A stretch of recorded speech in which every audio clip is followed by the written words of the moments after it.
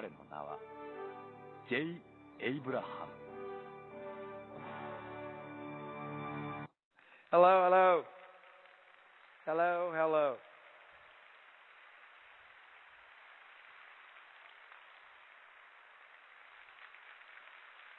Wow. Hello, hello. A lot of people. Wow. A lot of people. So, I have about an hour to try to transform your lives. Not a lot of time, so I have to make it very, very compressed. When I was asked, or probably more appropriately invited, to be part of this very cool event, I thought very deeply about how I could add the most value in the limited time. I'm going to try to do something I've never done before. I think it'll be impactful, and I'm going to try to respect the uniqueness and the intelligence of every one of you. So, you all know that I grow businesses for a living. My living, and by the way, I hurt my foot. So I'm doing this so I don't go and fall over. I grow businesses for a living. I do it all over the world. Large businesses, small businesses, simple businesses, complex businesses. I help people develop much more powerful business strategy, much more effective approaches to reach the market, much more powerful ways to compete, much more impactful ways to build and develop trust and a bonded, lasting relationship. And that's called cool, and that's well, and that's good. However, we have in this audience 75% of you who are not business owners. We have about 25% who are business owners. I had a choice when I thought about coming here and what I would talk about. My choice was just talking about business and impressing the business owners and frustrating the managers and the team members and the spouses and their children. Or my second choice was to try to force myself to explain to you how each one of you can utilize all the fundamentals that I have developed for growing a business and apply it to growing any and every aspect of your personal or your career life. So what I'm going to try to do, I've never done this before, so if it doesn't work, I apologize. If it works, it will make me very happy for you. I brought pages so I can remember what I want to cover. It's my material, but I don't want to forget something. I'm going to take various segments and elements from what I would typically teach to a business owner only. And I'm going to explain it quickly, very, very, very quickly. And then I'm going to explain how it applies to business so that business owners get it, know that I really do know how to grow businesses. And then we'll talk about how you can apply it if you're an employee, if you're looking to grow your career, if you're a husband or a wife or a father or a mother or a young college-age child. And by the way, my travels here have been dedicated to a very higher purpose than just entertaining. I believe your country has the potential to develop much more hopefulness, much more possibility, much more sense of passion about who you are, what you do, how you do it, particularly important for your youth. And I'm very proud that I've made an arrangement with the people at PHP, and we're going to publish a very major book in early fall that'll be designed to give young people inspiration, possibility, and hopefulness. Today, I hope I can do that for you. So let me start with a very simple realization. I am paid for one reason. I am paid to get people to think differently about what they do, about who they do it for, about how they do it, about why they do it, about what doing it really means in the scope of life. And when I shift and change the way somebody thinks, that changes the way they act. And when you change the way you act, you change the results you gain. And the results you change are two kinds. Tangible results, meaning if you're a business owner, you sell more people, you make more money, people buy more things, they come more often, they refer more people, they stay longer. But there are intangible rewards too, because it becomes more enjoyable, more purposeful, more fulfilling. So now I'm going to go through my notes. And please don't think it's disrespectful. It is the opposite. I want to make sure that I cover as many points as I wanted to share with you in the limited time, because I do not want to be entertainment. Anybody speaking on a stage can be entertainment. I want to leave at the end of my very limited session having shifted the way you think forever, having altered the way you look at your business, your career, your life, your family, your relationships forever. So, okay, I'm going to give you different distinctions that are part of the proprietary methodology belief systems that I have created. But I have to make a very profound point first. I've been very successful worldwide. I just came from China. I'm going to Amsterdam. I've been around the world helping companies. When I grow businesses, most people mistakenly believe that it's just a bunch of methods and techniques. In truth, when you grow businesses and you make companies more successful, it's because the businesses deal with buyers, clients, patients, prospects, and buyers, clients, patients, prospects are men and women. They are human beings. And my work has been basically successful because I understand how to respect and honor and appreciate the needs, the importance, and the relevancy of human beings. And that's very important for the rest of what I share, because you need to understand that whether you're a business owner or not. Okay, so what I try to do with everybody I work with, no matter whether you're a business owner or you're a manager, is to get you to be seen in the eyes of the people you work with, interact with, as their most trusted advisor, as somebody they can look to for the best ideas, the best advice, somebody who has their best interest always at heart.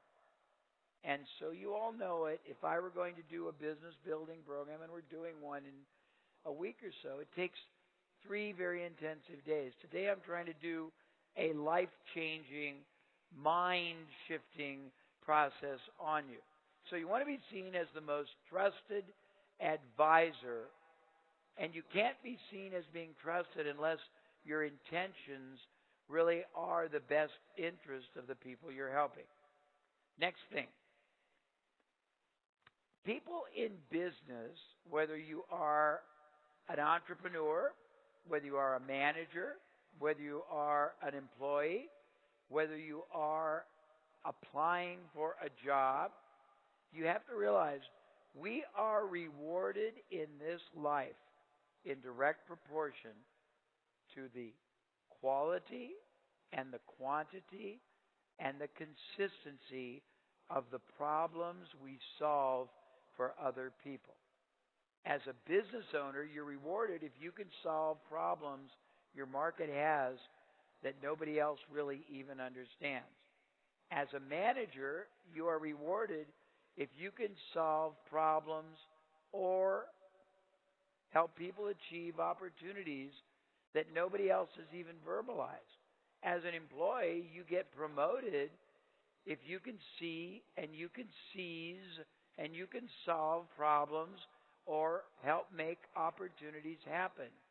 As a young man or woman trying to get a job, if you can add more value because you can be seen as somebody who wants to help solve problems, not just earn a paycheck, you start with great advantage. Now, let's talk about advantage. Because what I deal with, everything I work with in my life for businesses, is all about gaining and maintaining and controlling absolute maximum advantage. In life, either you control the advantage or the advantage controls you. Either you control the situation or the situation controls you. Now that's the pure essence, but there is an irony. Because the greatest way for you to gain maximum advantage is to provide maximum advantage to the markets you serve.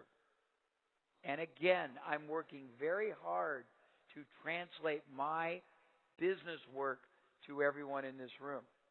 So what that means to everyone in this room is, if you're in business, you need to recognize what advantages, what results, what values, what problems, what opportunities, what goals, what outcomes are your marketplace not receiving from the competition? If you are a manager, you have to ask the same question about the employees you manage. If you are an employee, you've got to ask the same question. What are my managers not getting from anyone else that I can give to them to distinguish my contribution? If you are applying for a job, you want to say, how can I understand ways to add more advantage than anybody else qualified or interviewed for this job? If you're a husband, if you're a wife, your mother or father, you want to add value to your counterpart. If you're a father or mother, you want to be able to understand how to make your child's life more advantageous on their terms because, and this is a very critical distinction in everything I teach, the concept of adding value is a very old and a very well understood generalization. What is not well understood is the fact that value is a very subjective concept. For example, if I came out today and the only people that I respected and I addressed were business owners, and I just concentrated on those 25% of you, and I opened my heart and did everything in my power to give you everything I had, those 25% would be very happy, wouldn't they? But the rest of you would probably not have gotten much value, would you? So part of understanding value creation is putting yourself squarely and solidly in the shoes and the mind of the person that's looking here, not the person that's looking there. You want to appreciate, you want to understand, you want to respect, you want to acknowledge, you want to try to examine how other people see life, because you have to deal and work and sell and manage and be managed by other people who do not always share the same vision you share. And these are universal principles. As I said, I have never, ever tried to explain it this way, so it may seem a little abstract. If that's the case, I apologize, but I'm trying to connect with all of you, not just the business people that are my true market. Excuse me 1 second.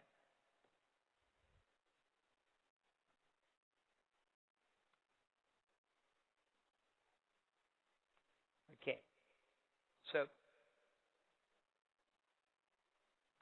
in life and in business,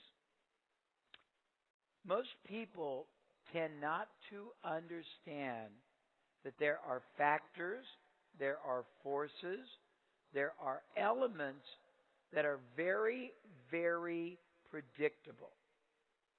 They are predictable enough that when you understand them and when you control them, you control the outcome.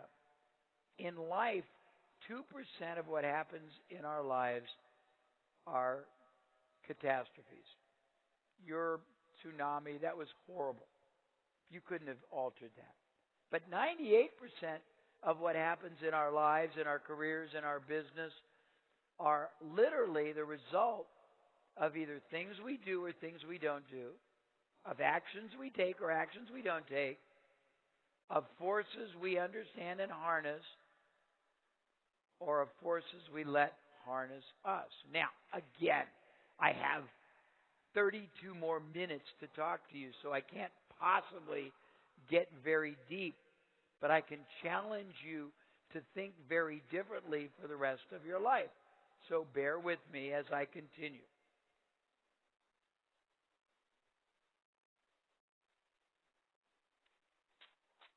Okay, my whole life, I came from very humble background.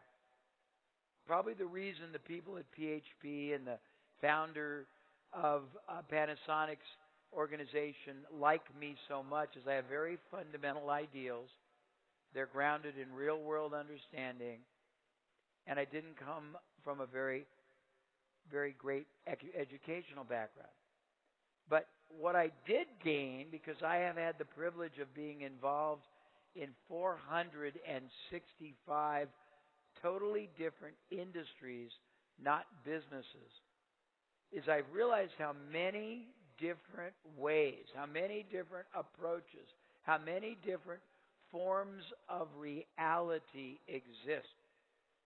And everything from strategy to selling approach to business model to competitive approach.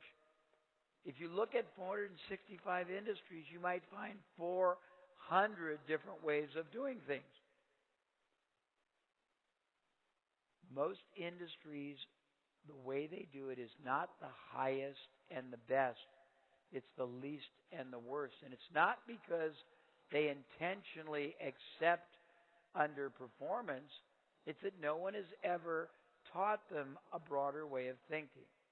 Because I have been introduced to so many different industries, I have learned a concept that I call funnel vision instead of tunnel vision.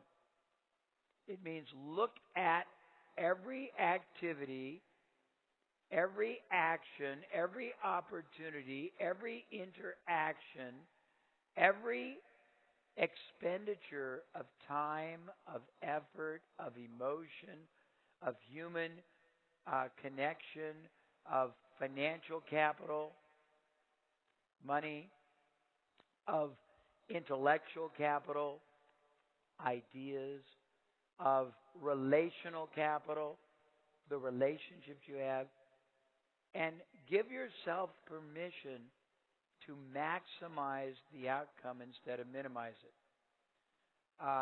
You all know, those of you in manufacturing, I've been very privileged in my life. I've helped, besides 465 industries, I've helped 300 experts. You know, Tony Robbins was a client.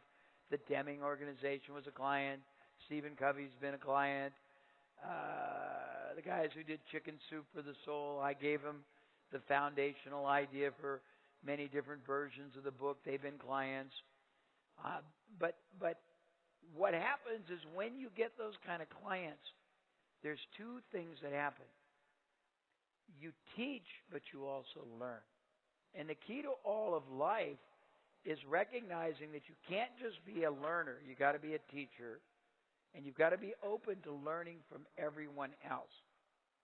And there's a concept called divergent thinking. And it is the opposite of a concept called convergent thinking. Convergent thinking is when all you think about is what you know, or all you think about is the area of your interest, or all you think about is your career activities. Divergent thinking is when you think about, you learn about, you interact with people about everything else that you've never known about before, you've never thought about before, you've never considered before, because that's how you expand your understanding of what is possible. When I worked with the Deming Organization, I learned from them a profoundly life-changing concept, and I want to share it with you because it should be profoundly life-changing to you as well. Doesn't matter if you apply it to business. Doesn't matter if you apply it to your management of others. Doesn't matter if you apply it to being an employee. And it doesn't matter if you apply it to be a husband, a wife, a father, a mother. The concept is simple. It's all about a concept called optimization. Getting the highest and the best use, the highest and the best outcome, the highest and the best result, the highest and the best impact from every action you take, every effort you make, every interaction you have with everybody. And the reason it's so important is that most people in life accept a very suboptimal level of performance, achievement,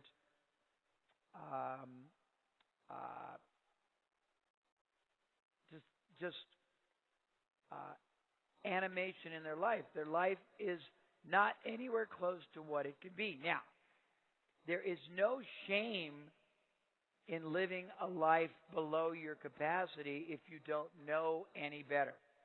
Whether you're a business owner, whether you're a manager, whether you're an employee, whether you're a young man getting ready to go out for a job, but there's terrible shame in living a life of underperformance or mediocrity if you realize a lot more is possible, and all you have to do is grow yourself and develop yourself and pay attention to lots of other people who understand lots of elements of life that you don't.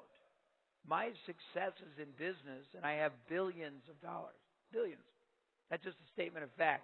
It's not me being arrogant or brash or conceited. It's well documented around the world. Here, when I was in China, somebody gave me a pair of custom shoes because they sold a business to Hershey Candy Company for $500 million and were grateful for that idea I gave them. But the key to optimization is you cannot optimize. You can't get the maximum result until and unless you have a reasonable understanding of the options, of the alternative approaches, of the different possibilities available. And there's no way you can have that understanding if you stay focused in funnel vision, in convergent thinking. You've got to expand out. My growth came in my life because I was hopelessly curious. Everybody I met, in every field I met, whether they were a manager, an owner, an employee, the housekeeper, I wanted to know what they did. I wanted to know how they did it. I wanted to know why they did it. I wanted to know their belief system, and I processed that, and I distilled that, and I compared that. And when I went into new fields, I looked at how those fields were thinking, and I realized most people underperform what they can do, what they can be. Now, I've got a very short period of time, and there's something very important I need to share, and I'm going to do it fast. Get some water. Wait 1 second.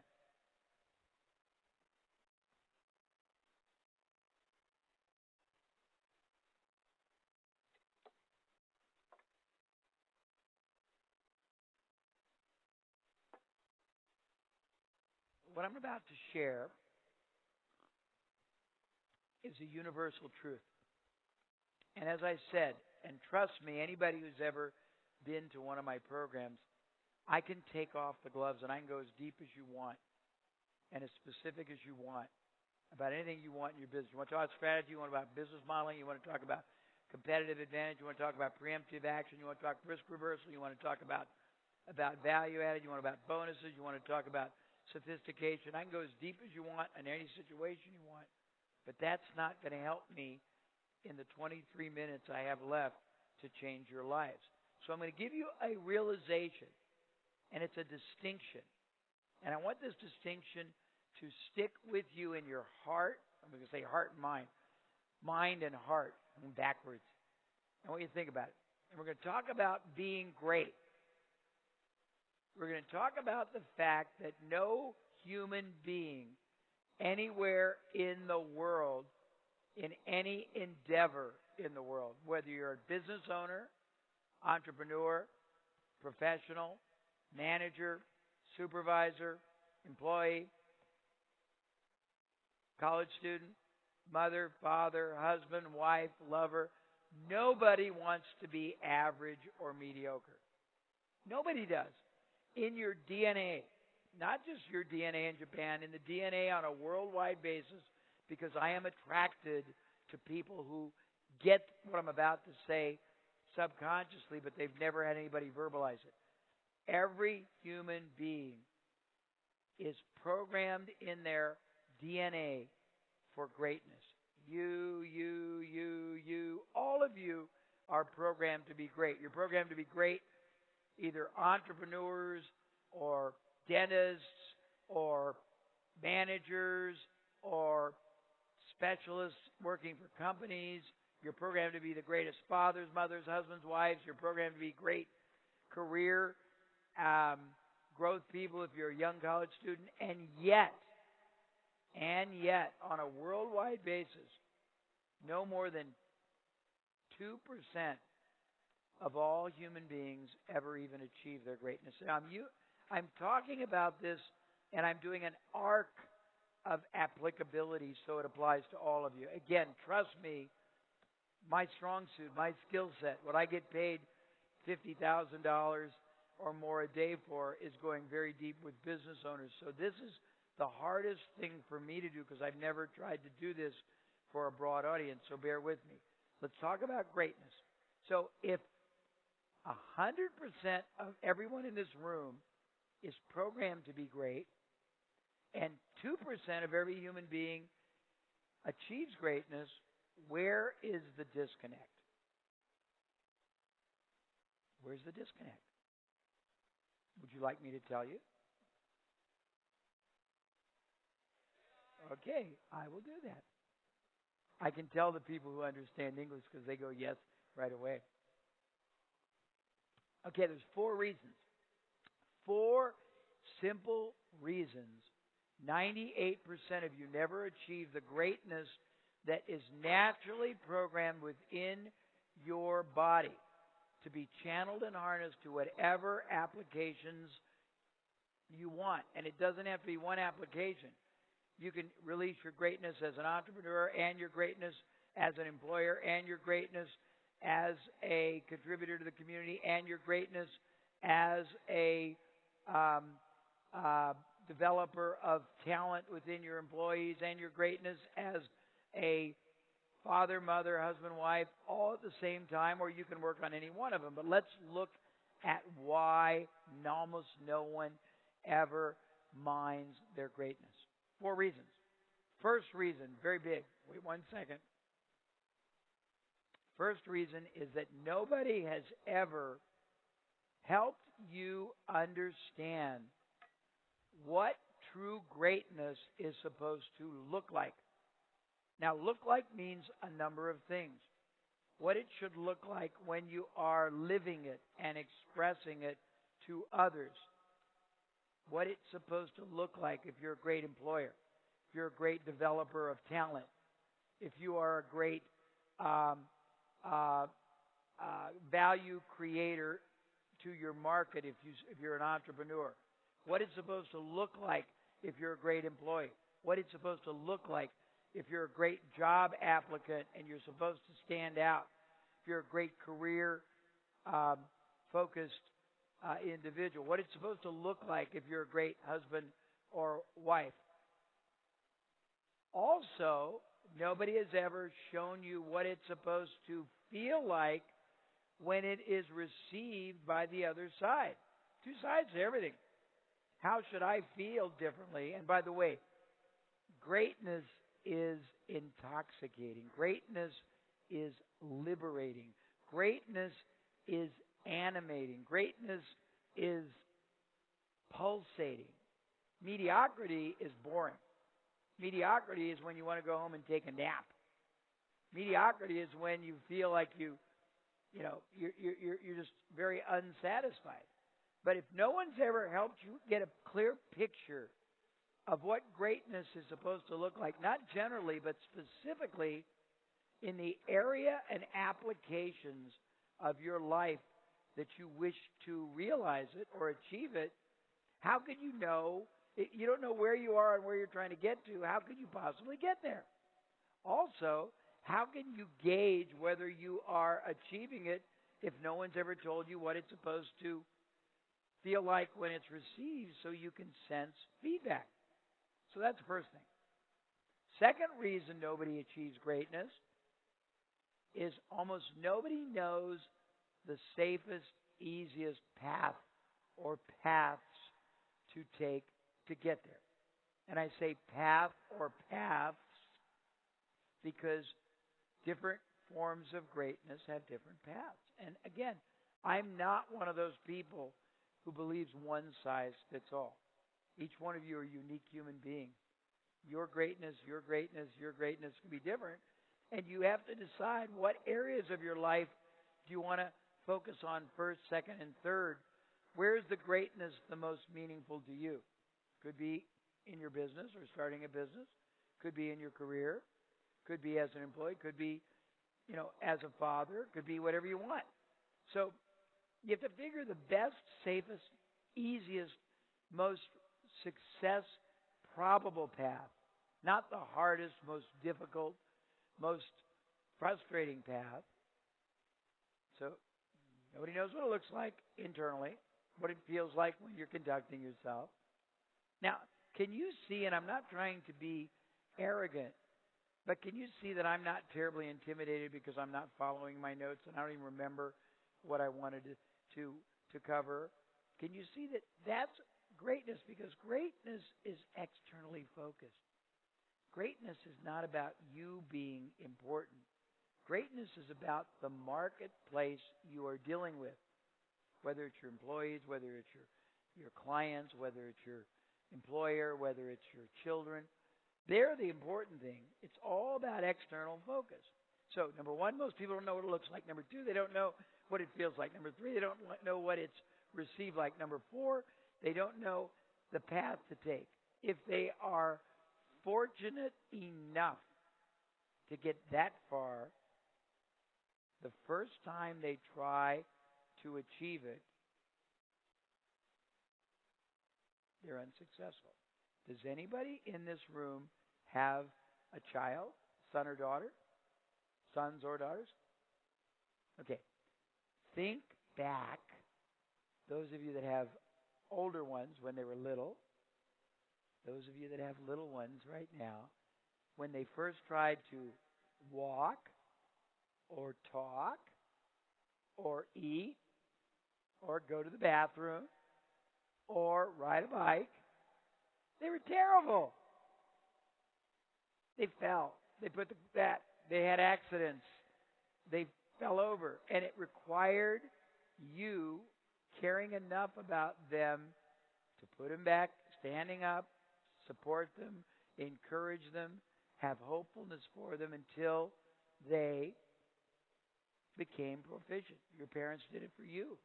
Pardon me. So you need to know that the first time you ever do anything different, and going from mediocrity to greatness is a very big catapult. So it's more than different, it's profound. You'll probably execute terribly. That's normality. Think about anybody play sports? Good. Anybody fly a plane? Anybody here a doctor or dentist? Okay. Well, if you tried any new sport the first time, unless you were very gifted, you probably didn't do well the first time. You probably didn't sit down the first time to lift weights and lift 500 pounds. If you're a doctor, the first time you went to school, they probably didn't give you a scalpel and say, go in there, you're doing brain surgery tomorrow. They did little things because you didn't do it well, and they worked nurturously to get you better.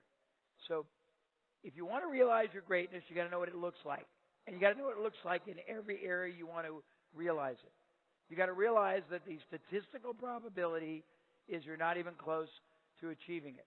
Not your fault. You got to get someone to describe what it should look like in every application of your life, and then decide which one or ones are most important to you. You got to know what it's supposed to be received like so you can gauge it. You got to know the differentials so you can measure and be satisfied and pleased as you make progress. You've got to know that when you start, you won't do it well. And you need someone to care enough about you to keep you on track.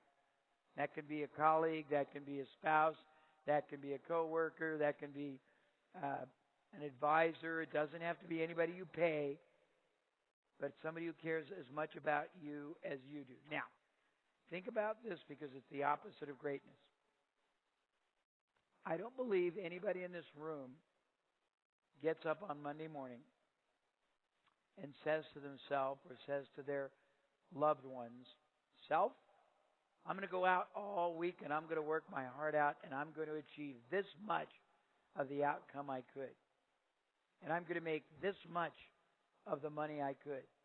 And I'm going to build this much of the career I could. And I'm going to build this much of the business I could. And I'm going to create this much of the wealth I could. And wealth is financial and psychic. It's money and satisfaction. And yet that's what most people do. And when you realize that, you will not allow yourself any longer to accept that. Remember I said there's no shame in ignorance. There is no shame in naivety. There's enormous shame in knowing better and not taking action. Because the actions are enjoyable, the actions are progressive, the actions are geometric. Speaking of geometric, everything I do in my life is all about this highest and best use. It's about geometric growth because the same action, same time, can produce multiples on multiples of the outcome that you are receiving right now at and for whatever you do. Now, the clock is going fast. I have 10 minutes left. Before I go back to my notes and give you 3 more very important concepts, may I ask, is this having an impact on you? A good impact? Yeah, and by the way, there's a concept in life. It's very true. It's called polarization. Polarization means there is no way possible that a man with an intention, J. Abraham, or you, if you're up here, trying to positively impact 5,000 people will successfully and fully be appreciated by 5,000 people. So you have to decide who you want to reach and why, and you want to respect the ones you don't, and you don't want to judge them negatively. But I'm here for the people that are ready to receive the message. I'm here for the people who grasp abstractly and intuitively the implications of what this means in any form you want to apply it, a business, a career, a life. The ones that don't get it or bored, I apologize, and I am not offended because, as I said, value differs for every human being. Give me a minute.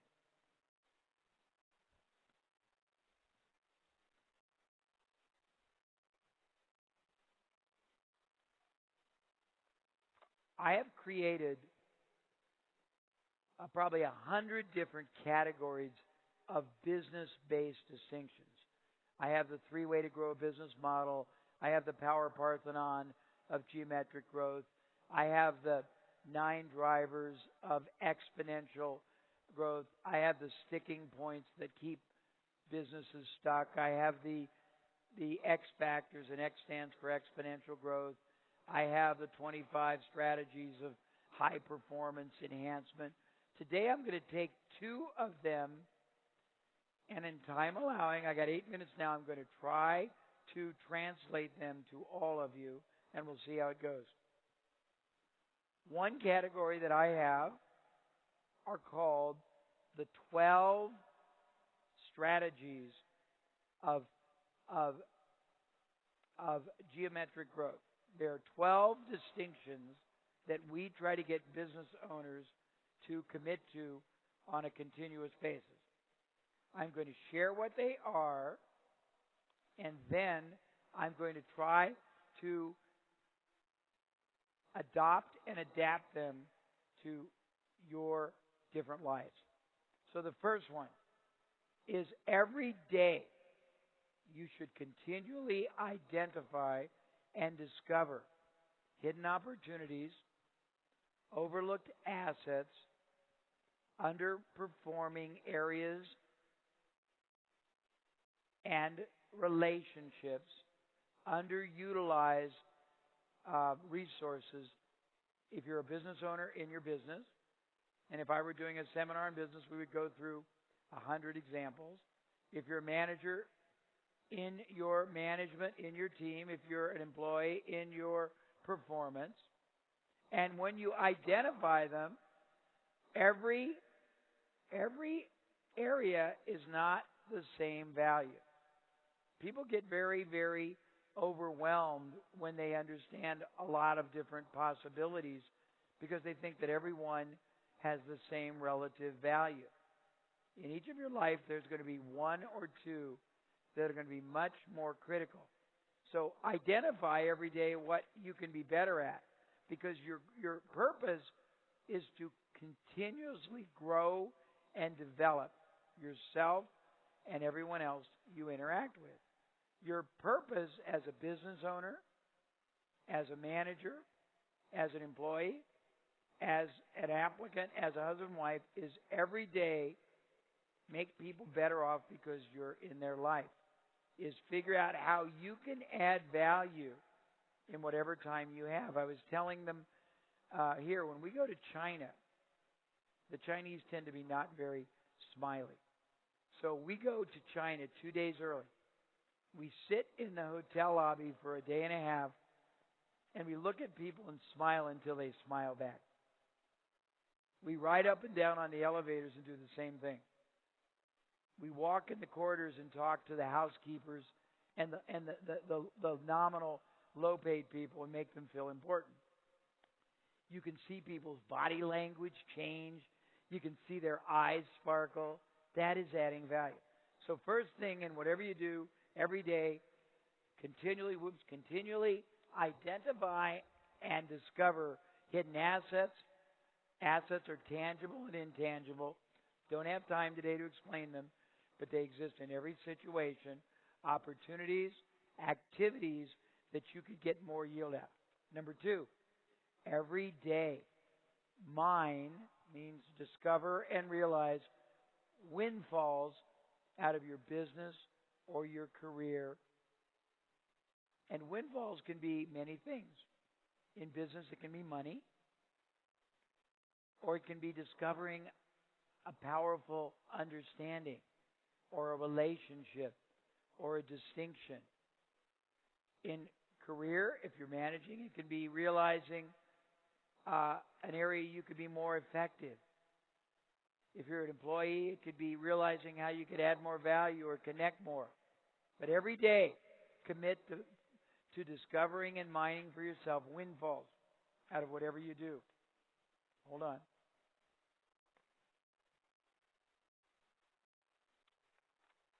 The next one is going to be so obvious, but it's embarrassing. Engineer success into everything you do instead of non-success. Now, that sounds so evident, but if we were doing a business seminar, I would show you examples where 80% of the thinking and the action and the conduct and the communication and the logic the people are utilizing is so failure-based rather than success-based. And it only happens when you step back and evaluate options and alternatives. We teach something in business. We teach people your job as a business owner, as an entrepreneur, is to make irresistible propositions and unbeatable offers. Now, that sounds pretty self-evident, doesn't it? But the reason we teach it is that most people make beatable offers and resistible propositions. They don't make compelling propositions that are easier for people to say yes to than no. Now, very important in here. One of the realizations that I made years ago, and it goes back to greatness. If any of you, and I hope all of you, want to achieve this greatness, if you want to be respected, if you want to be trusted, if you want to be understood, if you want to be relevant, if you want to be interesting, all you have to do is practice the opposite. Want to be respected? Then respect people. And respect them on a basis that, and this goes to business big time, I'm just trying to translate it. You want to be relevant? Make other people relevant. You want to be important? Make everybody important. You want to be listened to and heard? Listen and hear. And the art of listening and hearing and showing people that you heard what they said is very, very limited. Most people don't possess it. That's very fundamental to business growth, but it's fundamental to the whole human condition.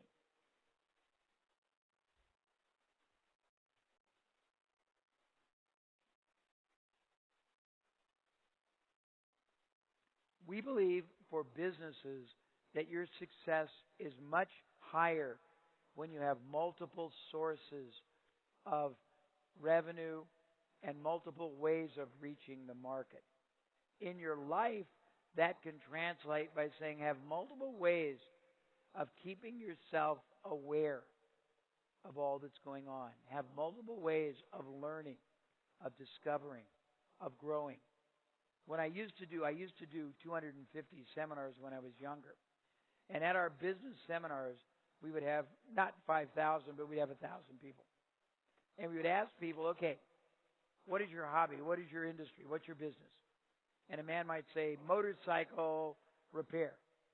We would give him a book on knitting and say, go back to your room and read that and find something interesting.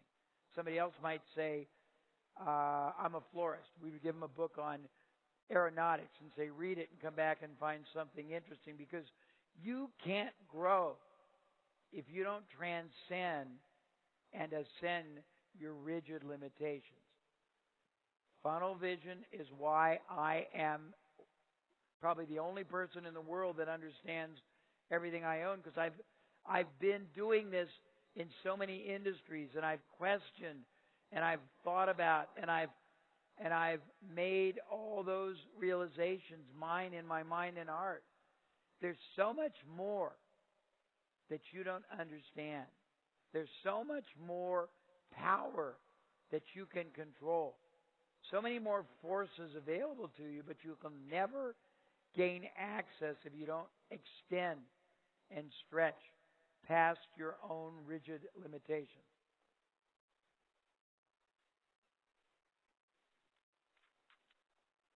Okay, we have two different distinctions. One is called a unique selling proposition. The predecessor, not the predecessor, the advanced version is called being preeminent.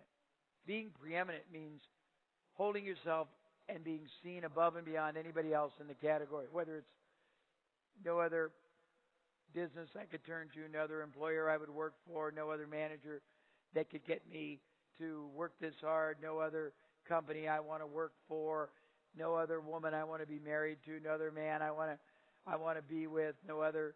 And the kids need to see you as this exciting source of guidance and influence. And it starts with, first of all, being able to define for yourself who and what are you? What do you stand for? Because if you can't tell me, I can't tell anyone else. We used to do an exercise, and we called it cocktail party experiment. We would have people stand up who own business and say, what is it about your business that makes it special? Why do people buy from you? And they'd all say, service, reliability, and quality. And I'd say, that doesn't say anything. That's so general. So what do you stand for?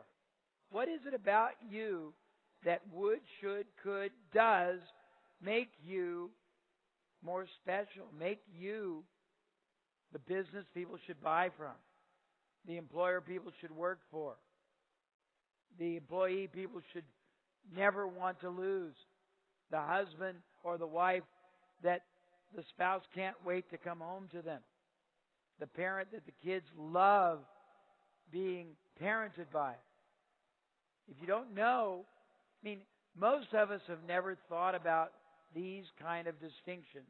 I've spent the last 30 years thinking about it. And remember, I grow businesses for a living. Big time. Big time. But growing a business is not about manipulating things. It's about adding value, solving problems, understanding human beings, creating more value. It's about dealing with individuals and understanding their definitions of value and their relevancy. I'm going to do one more because I'm out of time. I would love to do hours with you, and I do hours, and I normally do only business, so I'm trying really hard. I have one more point that I think is very important. Excuse me. Similar but different. At our business programs, we ask a question of every business owner. It's a question I think all of you can ask of yourself. The question is simple. Am I a multiplier or a diminisher? Yeah. Let's take that question and let's apply it to different scenarios, because we have business owners, aspiring business owners. We have employers, employees, managers, students, family. Am I a multiplier? Do I bring value? Do I add in the arena that I operate? In my business, does my business add more value than anybody else we compete against? Do we exist because we have created something meaningful, or are we just basically taking oxygen out of the earth? Are we no better than anybody else? Are we a commodity? Do we grow people? Do we develop people? Or do we crush people and diminish them? Do we make the world? Do we make our market? Do we make our team? Do we make their lives, their careers, their efforts more valuable, more purposeful, more fulfilling? Do I keep growing? Do I grow others? as a father, mother, because you're either a multiplier or a diminisher. There's nothing in life that is static. You're either adding or you're taking. And most people don't realize that we're not adding, we're taking. And we're taking because we've gotten complacent. We're taking because we've never given ourselves permission to aspire higher, to challenge our belief system, to explore and examine higher performing ways of thinking, of doing, of acting, of interacting. We've never given ourselves permission to liberate and release the passion, the possibility, the purpose within our hearts and our minds, and then channel that in the different areas that are applicable. Now, I have a problem. According to the clock, I'm out of time. So, Satoshi, anybody, am I supposed to leave?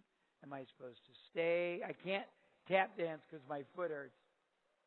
But somebody tell me, because there's no guidance here. What am I supposed to do? Tell me. Are we done? Somebody find me. Pardon? More, what? More? Hey, I'm here for you. They got to tell me. What do you want?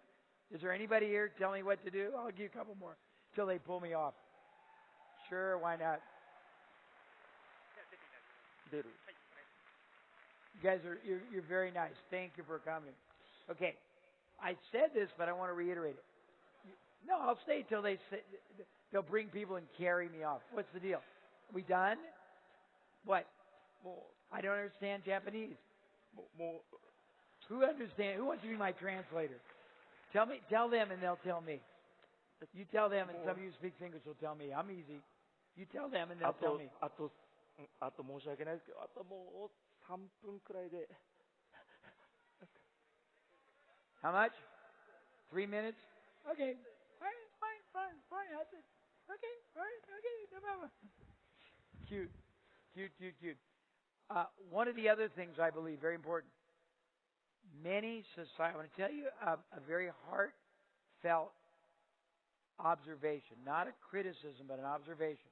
I've done work all over the world. A lot of work in Asia. My voice is going. A lot of work in Latin America. You have a higher work ethic than we do, but you have not allowed yourself to utilize critical thinking. And the reason you haven't is not your fault. Critical thinking comes with seeing correlations, implications. When you have rote training, which is what academic has been in a lot of Asia and Latin America, it's memorization. So you don't really get the chance to see implications, correlations, the action, reaction. I've lived my whole life understanding that. So I encourage you to start looking in your life, actions, correlations, the implications, because everything is a result of actions you take or don't take, of forces you understand and harness or not. So let me say one more thing, and then I'll leave, because I'll make this a really good conclusion. Hold on. I'm going to skip through. Okay. All right. 3 points together. These are very important for you. If I have accomplished anything today, don't forget about this. When you go home, start doing things differently, thinking differently. Make growth thinking a natural part of every day. And in order to do it, you have to realize two sides. In life, there is risk. Risk can mean looking bad. Risk can mean losing money, losing a job, losing a client. So what I teach in business, and I'd like you to think about in your lives, is that there are very easy and safe ways that you can test new ways of being, new ways of thinking, new ways of seeing life without having to alter tremendously your whole life. So give yourself permission to test the new you, whether you're business, whether you're manager, whether you're employee, slowly and safely. And risk is two kinds. You want to reduce the risk for yourself, but you also want to take the risk away, whether it's making it easy for your clients to buy, making it easy for your employees to try something different, making it easy for an employer to hire you, making it easy for your wife or spouse to see you in a different way, making it easy for your child to accept a new way of thinking. I am so sorry that I didn't have more time, and I'm so sorry that I've never, ever tried to do this before and translate it to a general group because you ended up being guinea pigs. I hope that the majority of my message had value, and I can promise you Tony will be great tomorrow. He's very powerful. Thank you all. My honor. I appreciate the privilege.